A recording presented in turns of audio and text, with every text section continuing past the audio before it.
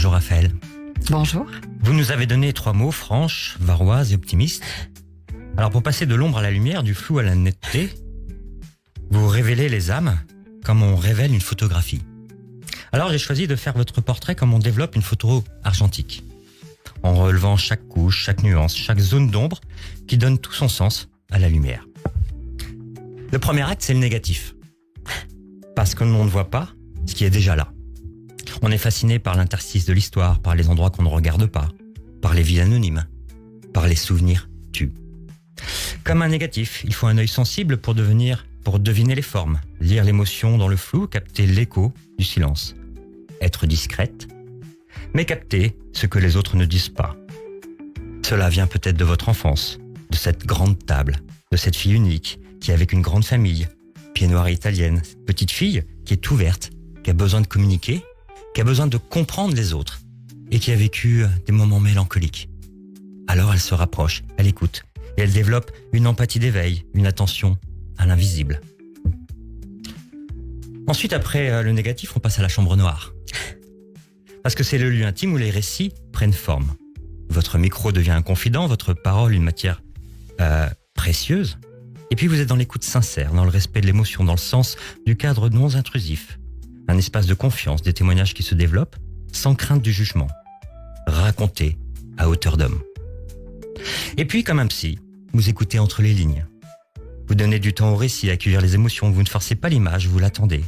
La mémoire, c'est comme la photo. Elle a besoin d'ombre pour se révéler. Alors vous transformez les plateaux en oreiller émotionnel, on s'y pose, on s'y dépose. Et puis ensuite, il y a le révélateur. C'est ce qui fait surgir l'image humaine. Le rôle du journalisme, c'est une passeuse d'humanité. Vous faites surgir les visages, les histoires, les impacts émotionnels sur l'autre, un rapport à la vérité. Et puis, vous avez un positionnement éthique, votre côté franche, que l'on voit ici. Avec vous, la parole des résistants n'est pas anodine, c'est une braise.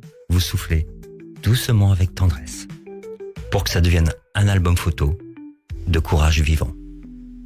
Et enfin, on a le tirage final, parce que vous ne faites pas que restituer, vous reliez les gens, notre présent, pour que ça soit une boussole pour notre avenir.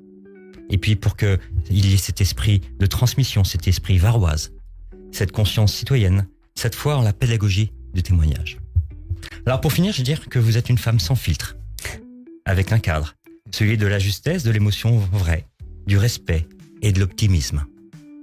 Vous ne contentez pas de vous développer les images, vous déployez les âmes. Et vous apprenez que le passé, il ne faut pas l'oublier. Le tout, sans prendre la lumière et en nous orientant sur ce qui doit être vu. Merci beaucoup, Christian Reichaume, pour ce très beau portrait. Notre psychanalyste, auteur et thérapeute à Paris, que l'on retrouve tous les jeudis sur Radio J. Radio J. Cyrielle Sarah Cohen.